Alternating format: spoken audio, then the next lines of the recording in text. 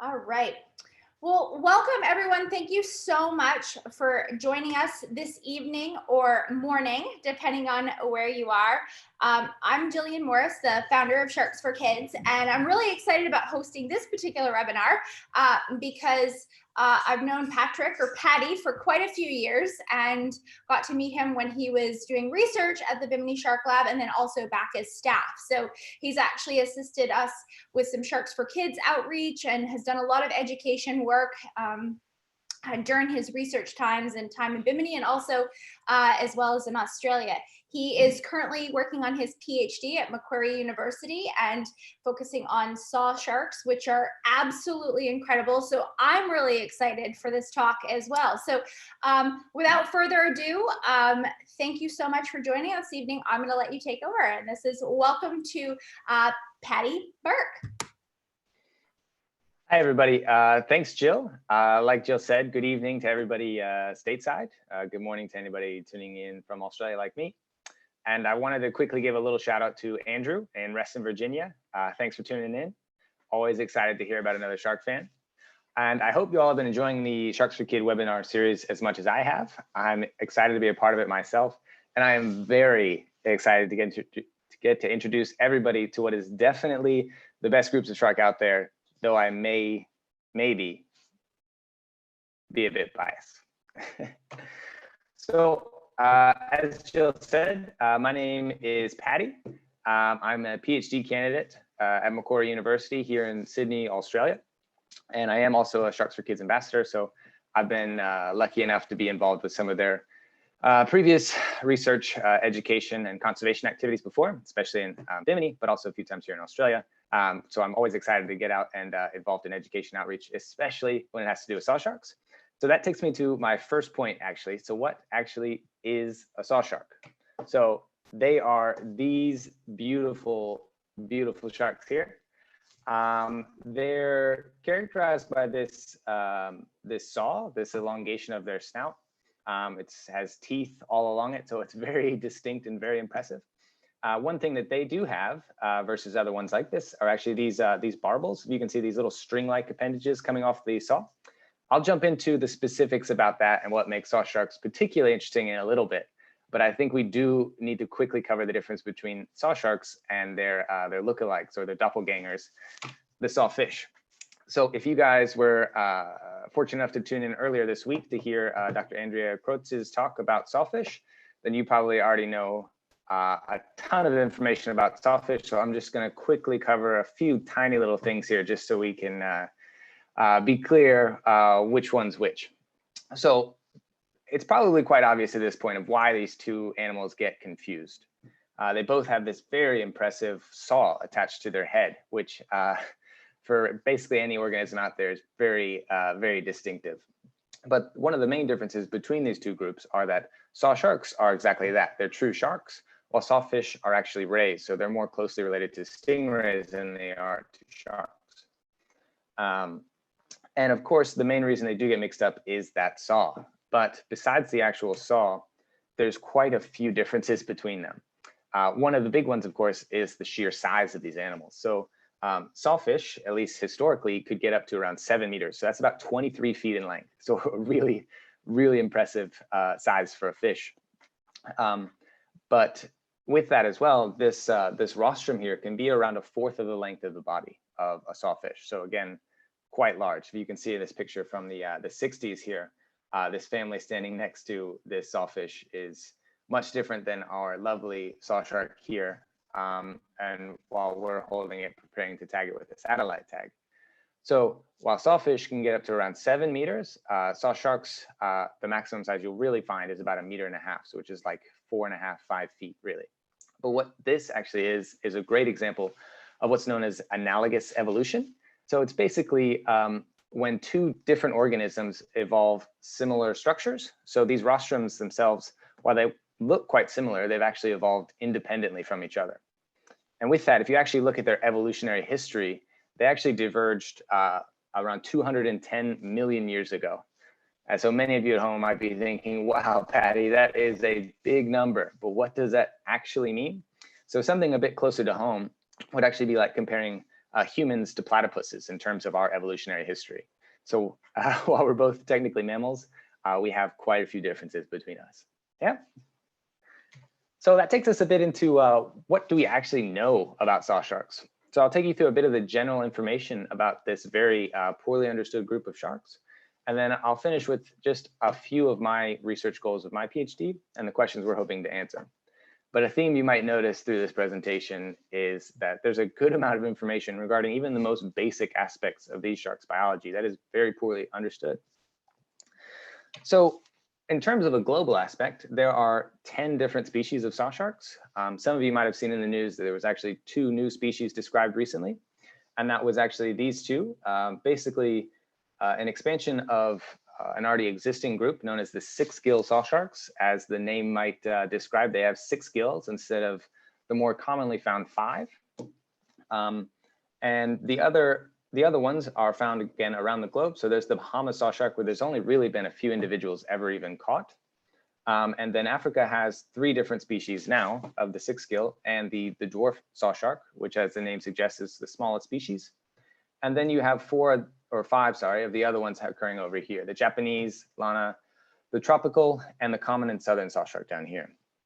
And a large proportion of what we actually know about sawsharks comes from 3 main species.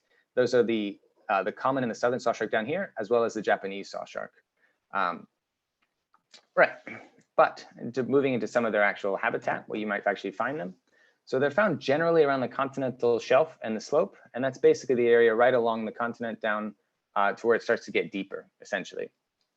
And they can be found anywhere close to the surface down to generally over 1,200 meters. So around 4,000 feet was actually the deepest recorded observance, and that was from an actual submarine in 1990 of a Japanese sawshark. So that is quite deep. But in general, they're usually found anywhere between about 200 to 500 meters. So you're talking anywhere between, let's say, maybe 600 to 1,500 feet deep. And they're usually found, we think, on sandy substrates. So not really a lot of complex, like coral reefs or anything like that. So in terms of reproduction, these animals do what's called ovoviviparity or aplacental viviparity. Big fancy words that essentially mean these animals hatch from eggs essentially inside their mothers, and they live inside the mother for a while, feeding off of what's known as a yolk sac. As you can see here, they have this little bag of essentially nutrients or food for the baby to use while it's growing inside the mother. And it's attached by a little string to the little one. And they'll basically feed off this sac for up to 12 months, roughly, until they actually come out and they're born alive. And depending on the species, again, you can get anywhere between 5 to 20 pups, and that is what a baby shark is called. It is called a pup. And as I mentioned, they have a gestation period of around a year, 12 months.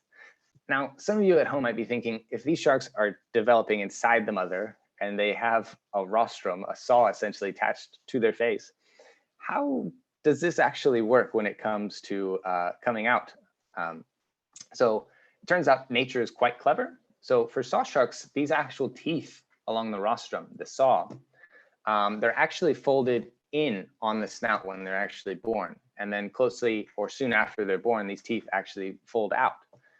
While in sawfish, they're doppelgangers again, they actually have a little jelly-like sheath that basically comes off after they're born. So it's a really cool way that nature's come around to basically deal with this impressive rostrum.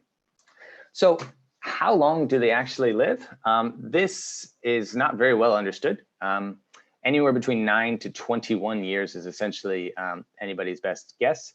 There was a study that came out a couple years ago that worked on the southern and the common sawshark, and they found that the southern sawshark can live to around 9 years, while the common sawshark can live up to 15. But there was an additional study basically catching sharks and then releasing them, so tagging them, that actually caught one shark 21 years later. So it seems that we're only really starting to scratch the surface when trying to figure out how old these sharks really get.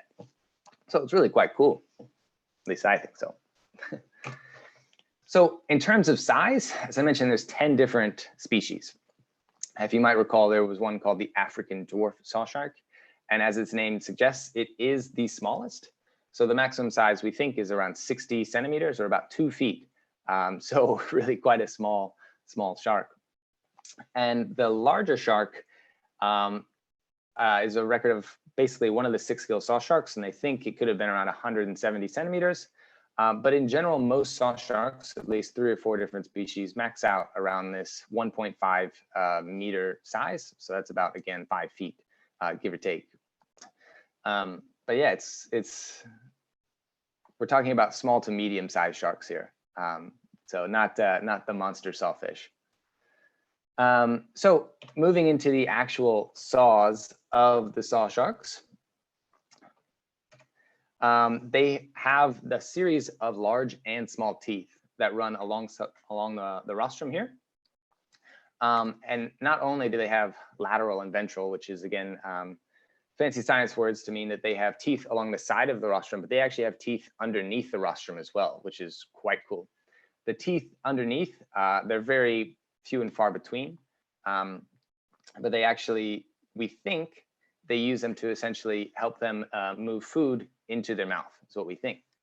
And probably the coolest thing about saw sharks and their rostrum is that their teeth are replaceable. So whereas sawfish, if they lose one of their teeth on their rostrum, it won't grow back. But saw sharks, they lose their teeth quite regularly, and they have the ability to actually grow them back, which is pretty important when it's your main source of gathering food. Which takes me into my next one. A colleague and friend of mine, Ryan Nevat, actually did his master's thesis trying to really figure out what they use this rostrum for. Because basically everything we've known about saw sharks has basically been extrapolated from sawfish. So he actually did some research and found that they have a lot of similar, basically markings on their teeth that suggest that they use it similar to sawfish. And they use it in this basically side-to-side swiping motion to actually to catch their fish that way. And besides the teeth, these rostrums are actually packed with all sorts of cool sensory organs. So if you guys hopefully are aware that sharks in general can detect electricity through something known as the ampullae of Lorenzini. So essentially anything like your muscle movements are all driven by small amounts of electricity. It's the same thing in fish. So they can actually detect this minute difference in electricity, as well as they have some lateral lines in there as well to help detect motion in the water. And we also think that it's used for self-defense. As you might imagine, these guys are small to medium-sized sharks, so they're very much in the middle of their food chains. So it helps to have something to defend yourself with. And the most unique part of saw sharks, besides their rostrum, are actually the presence of these barbels. So barbels are these little spaghetti-like structure here that comes off the bottom of the rostrum here. So saw sharks don't have anything like this. And again, Ryan did some research on this, and he basically concluded that they use these barbels as sort of a tactile function. So think of feelers, essentially, because most of the images that we have of saw sharks, either in aquarium or in the wild, look a lot like this. So they're basically resting on the bottom with their little saw up, and those barbels, as you can be seeing here, are dangling down below. And we think to basically help them detect any fish or food that might swim by. Yeah. So it's pretty cool. And there's some other ideas that they could also be used to help detect things like temperature changes as well. But it really is, quite fascinating. But that's a little bit of what we actually do know about saw sharks, but turns out we don't really know that much about them at all. So a guy named Simon Ducates did a big review basically of shark research in scientific journals to get an idea of where we actually sit in terms of the number of research articles done on groups of sharks. So I'm sure you guys aren't really familiar with the Latin names of all this, but this group here is what's known as the Sawsharks. And if you can actually see, we are way down here at the bottom, which is not too surprising, really. Most small sharks don't get a lot of research attention, while your big sharks up here, these are your great whites and friends, they seem to get a lot more of the media attention and the funding as well. So while there's very little research done into this group, my PhD is hoping to answer some of the few questions regarding these very cool cool animals. And with that, one of the aspects that we're looking at is where do these saw sharks actually go? So getting an idea of where they move. But why are we interested in where sharks go? It's not like we can really follow these guys around. They're usually in a bit deeper water. But in essence, we don't really know anything about where they go. So there's currently no information about the scope or the scale or the movement of any of these animals. And most of the information that we do have is from commercial fisheries, which is good to have, but it tends to bias your information a little bit because you're basically getting information about more or less of where the fishermen actually are fishing than where the saw sharks are actually going. And in terms of movement information as well, we don't really know where they go. So we think right now that they stay in small areas, but we don't know if these animals even stay on the bottom, if they like to make regular movements, if they go see their friends in Western Australia. But we really don't have any sort of idea of movement either day or night or anything like that. And what movement, or at least studying movement, could tell us as well is if there's any sort of critical habitat. So lots of different shark species have been able to have been found using essentially areas as like pupping grounds or nursery areas, or even foraging areas, places where they might go to reproduce. All this information would be very important because these areas would be very vulnerable to overexploitation for fishing, things like that, or development. And that ties into fisheries management as well, because these sharks are fished quite regularly here in Australia. Roughly 300 tons, give or take, are landed in Australia through a bunch of different kinds of fisheries here. And again, we don't really know much about them, so it's important to get some information to understand how fishing, and with climate change as well, might actually impact these animals.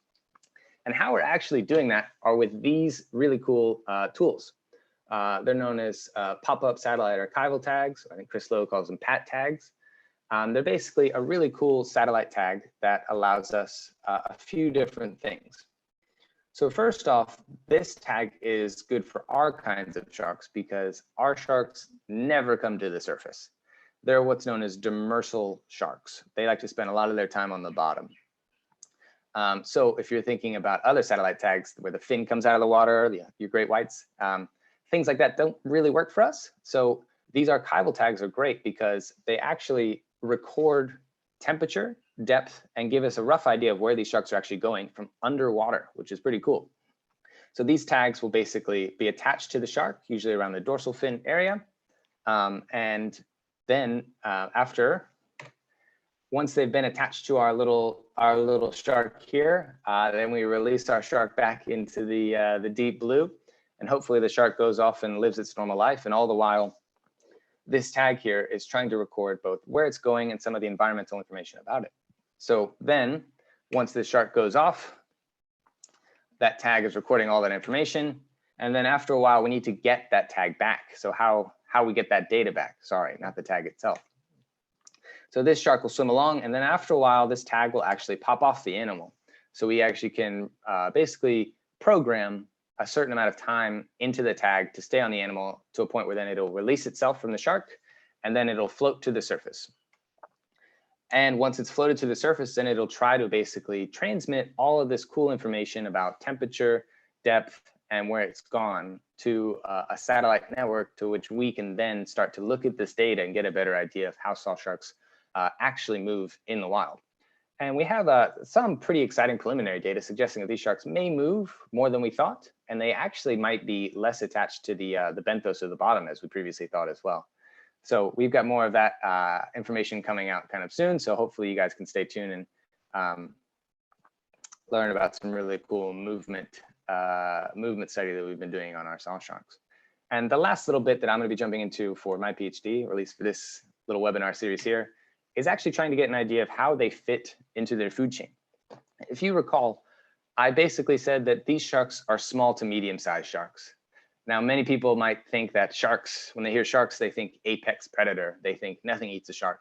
Well, it turns out most sharks are actually very much in the middle of their food chains. So trying to figure that out is important because one thing, their diets might change over time. So just like in people, you don't necessarily eat the same things you eat when you were a baby as you do as an adult. Understanding this reflection in sharks is important because it's an idea of how they impact their ecosystem. So if they eat little shrimps when they're young and they eat bigger fish when they're older, it's important to know in case there's a changes to either one of those little shrimps or the fish, as well as something called resource partitioning.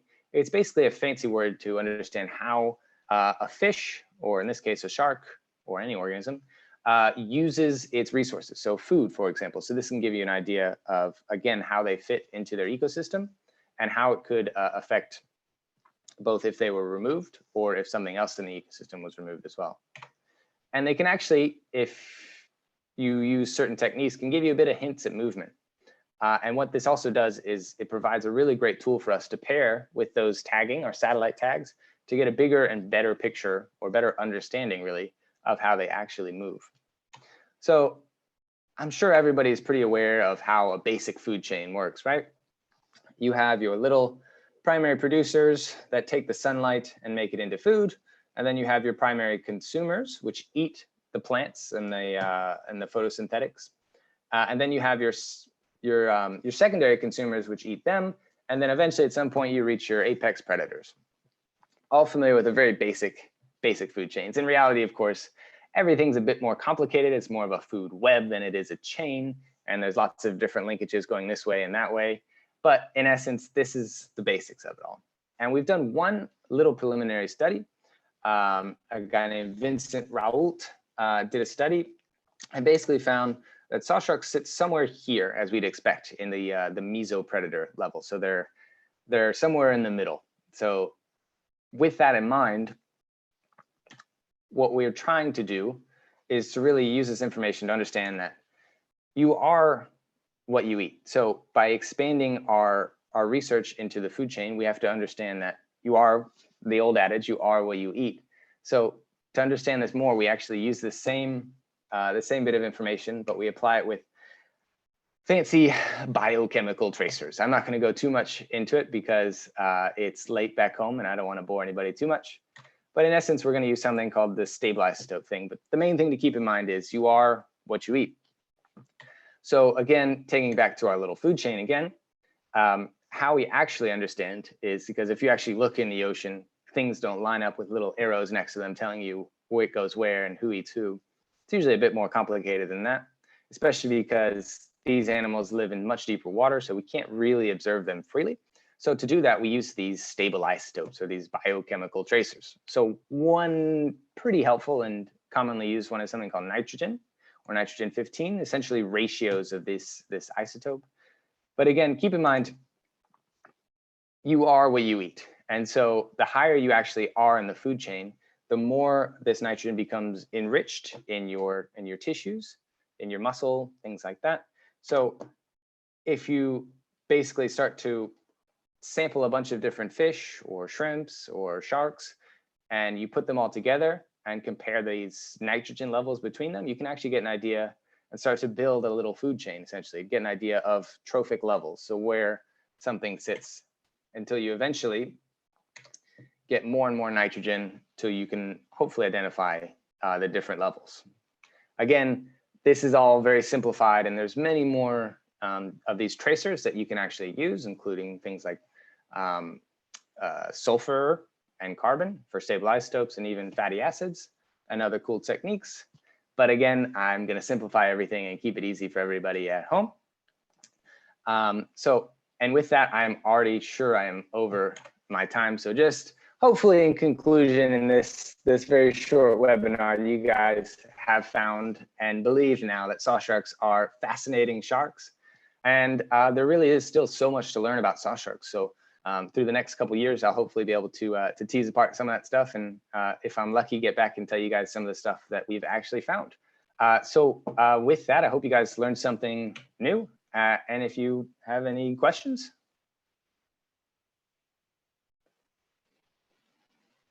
Great. Well, thank you so much. I think one of the big take homes from a lot of these talks has been, yeah, we know a lot about sharks and rays, but there's still so much we have absolutely no idea about.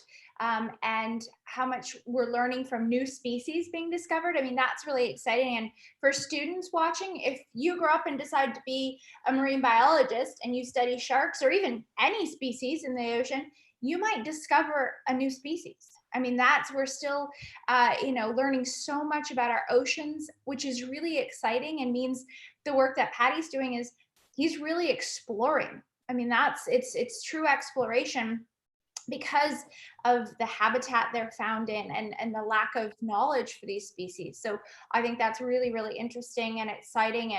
And hopefully we'll connect with Paddy again and maybe get some updates as he's answering some of these questions. So thank you guys. There's quite a few questions that have been typed in. If you guys do have questions, again, for those of you, because quite a few more people joined, if you do have questions, type them in the Q&A and we'll get started. So the first one is from Theo, age 6. Do Sawsharks use a nursery ground? Because I think he's probably watched some of the other talks. We talked about white shark nurseries and maybe some of the sawfish in specific habitats. Cool. Cool, Theo. Great question. So basically, we don't know. It might very well be. So far, what we think is that they tend to come shallow to actually to give birth. And I've talked to a few fishermen that suggest that they might actually have areas because they seem to catch a whole lot of babies at certain times of the year. But really, honestly, we don't know. Like we said, there's so much that we don't know, but it's quite possible, Theo, that they do have areas that we just haven't found yet, which hopefully we will. Yeah, but right, great question, Theo. Great. This is a question I like to ask everybody, and we always get in the chat as well, is what is your favorite shark? Is it the one you're studying or is it something different? I think a while back I put the great hammerhead as my favorite shark. And it is an impressive shark, but I definitely have a big spot in my heart for Sawsharks. They are really quite cool. So I'm gonna have to go with Sawsharks. And Pascal wanted to know, well, do you have a favorite species of sawshark then? Ah, okay. So the ones I work with, again, are the common and the southern sawshark. So these are the two that happen on the southeastern part of Australia. But actually doing a lot of research for this presentation, I've got to say that some of those 6-gill sawsharks are really, really quite cool, I have to say. Cool. So we'll go with one of the 6 gills, I think. Very cool. Great. So you talked about kind of in the food chain, but what specifically do, Andrew wants to know, what do sawsharks eat? All right, Andrew. So we've done a few exploratory projects on that. We've basically looked at what's in their stomachs, and a colleague of mine, Vincent Raoult, he did a study using these stable isotopes or these biochemical tracers, the you are what you eat things. And they think, so far we think that they eat things like small fish and other things like shrimps, actually seem to be their preferred prey choices. Again, that's the ones here in Australia. I can't really say much for the other species. Yeah, and I think it's interesting too. One of the things that, I always share with people is that they're sharks, but they don't eat everything. They don't all eat the same things. They have favorite foods just like we do. And so it's really interesting, and especially the shape and design of where their teeth placement, but even sharks that have a more traditional shape that we think of, just the sizes and shapes of their teeth, they're built-in silverware. So they have different tools to allow them to eat different things. And yeah, it's still exciting to kind of, see what is being learned about these animals. All right. So Anna wants to know, do they hunt at day or night? And is that something we even know yet? Haha, great question, Anna. So we don't know. We don't know. But we're starting to get a few hints that they might be hunting more at night. Maybe. Don't quote me on that yet, Anna. But we think that they might be making some vertical movements at nighttime, which we think might be for feeding. We're not sure. Yeah, and again, it just goes back to, why this is so exciting, why this research is really interesting, is because there are species that we know a significant amount about. I mean, you worked in Bimini at the Shark Lab, and that's where I'm based, and have done stuff and have access to lemon sharks from birth to adulthood. It's very easy to see them, to catch them, to work with them. So we know a lot about lemon sharks, but when you have deep sea species and it's much harder to have access to the animals, that's why, and technology now as it's changing is really amazing, that we can learn a lot by incorporating new technology as it's being developed to better understand these animals.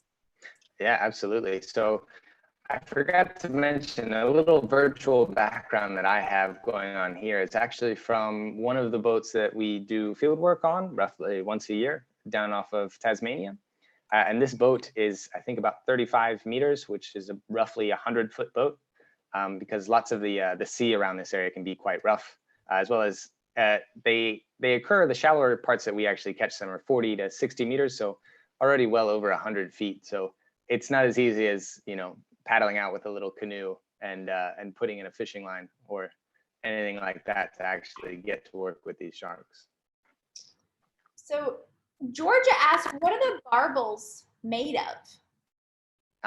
What are they made of? So they're essentially skin, more or less. They're what are they made of? Great question. Great question. So essentially think of like their fin tissue, roughly. It's similar, if you've ever felt a shark, it's very similar to that. It's very flexible in terms of actually moving it. That is a great question. Yeah, I mean, I would assume it's similar. It's just sort of an extension of, they're not, you know, sometimes people ask like nurse sharks if they're a whisker, or it's not like a cat whisker or something. It's a very different material. It's basically sort of just I would assume just an extension of the skin made of a similar material. Essentially, yep. All right. So you mentioned that they can lose their teeth and they're replaced, the ones on the saw. Is it a similar mechanism? You know, when sharks lose their teeth, the rows kind of replace them. So do they have rows of teeth in the saw, or do they have another set, or how does that work? How does the replacement actually work, or have we been able to see that? Great question. I'm not 100% certain myself. I know there's not rows of teeth in there. I can tell you that much. But I'm not entirely sure the mechanism for how the actual regrowth works in that regards, actually. Yeah, cool. Again, so a lot of this stuff, I mean, you guys that are watching this, a lot of this research that's being shared, like you heard, 2 new species were just discovered.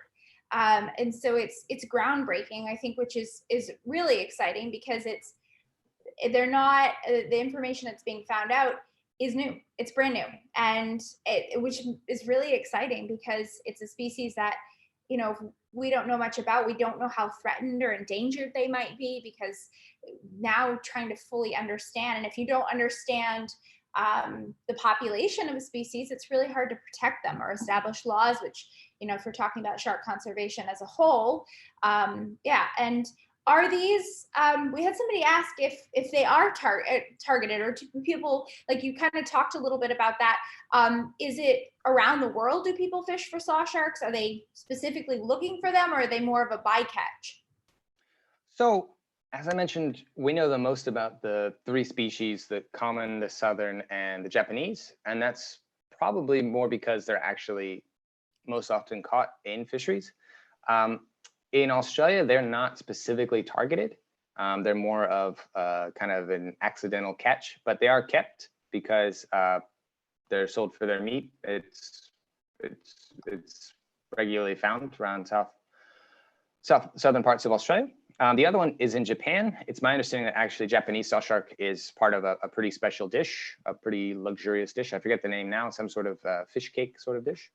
So I'm not sure if they intentionally catch them there, or if it's, again, more of like, since we caught it, we'll keep it sort of thing. But besides that, I'm not really sure if anyone else does. I know like the Bahamian sawshark has only a few recorded individuals ever caught.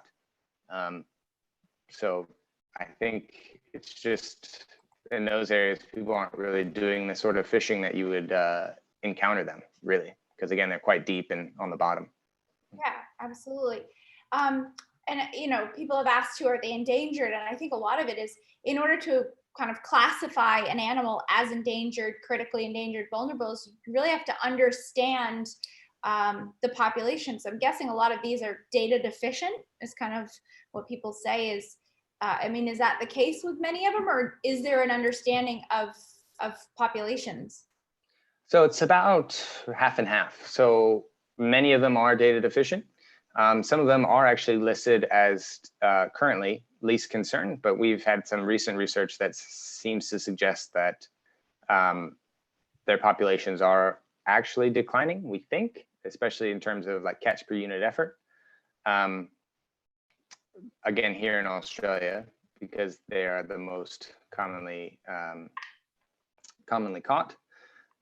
So we might see that change their actual classification in the as we come to basically understand more about their populations. Which again is why this work is so important, is understanding these populations and learning more about these animals. You know, we've talked about with Dr. Rummer, we talked about shark sanctuaries and establishing laws, and we've heard people talk about CITES, and yeah, and in order to protect an animal, you really do need to know. So that's why this research is really exciting, but also really important, and for not just saw sharks, but especially these species that we don't, there's so many questions that are, like you said, we just don't know, and that's why I think it's really interesting to your research, because it's answering some of those questions, which are really necessary. So do you ever get the tags back? Aha, great question. So we were fortunate enough to get one of them back, actually. I believe it was a father and son who basically returned it to us. They found it on the beach. So rarely. These tags often, especially for our sharks, once they actually pop off the animals, they're very far out at sea, often miles and miles out at sea. So we can see them roughly where they are in the ocean as they're transmitting their information to the satellites. But actually going out into the ocean to find the small little tags is quite difficult. Yeah, the giant haystack, the biggest Yeah. haystack in the world with a very small needle. Why did you want to study saw sharks? Great question. So I was actually in the Bahamas before I came to Australia. I was in Bimini, just enjoying life at the Shark Lab there, which, in case you should definitely check it out. I basically came across an opportunity from my current supervisor, looking at the ecology of saw sharks, and ecology has always been something that's fascinated me. And when you pair it with saw sharks, or one of these groups that are, I mean, just from these pictures alone, hopefully you guys are starting to realize that they're these really incredible sharks, like both in the way they look, the way they act, all of these things. And then once you find out that we know so very little about these sharks, it was really kind of, when you pair them together, it was kind of like a dream come true for me. So I kind of had to go. Yeah, sounds amazing. Just seeing, you already answered that one.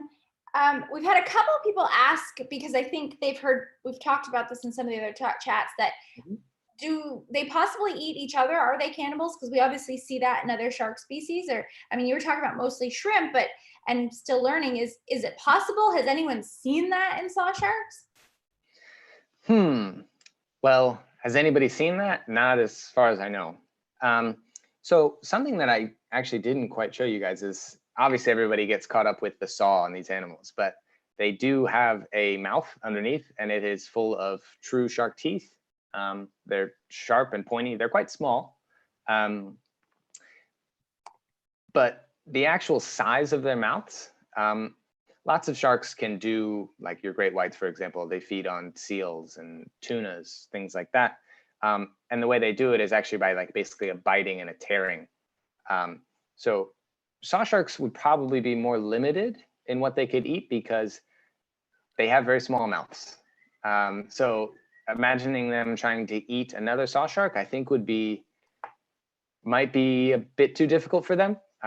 If I'm just going to guess, I've never actually thought about saw sharks eating each other, but it is maybe. I would say probably not, though. Yeah. Yeah, it's kind of an awkward meal. But does anything, especially the smaller saw sharks, somebody want to know? What eats saw sharks? Yeah, sure. As I mentioned, they're in the middle of their food chains. So around Australia, there's bigger shark species that would definitely eat a saw shark. Probably something like one of the 6 gills around would do it. There's also, I don't know, there's other marine mammals that might give it a crack. Really, they're quite small, and we think if you saw some of the patterns, they have a little kind of blotchy pattern, a little camouflage to help them blend in with the sand.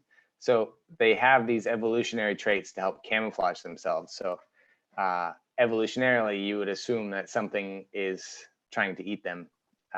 But besides the 6 gills, I'm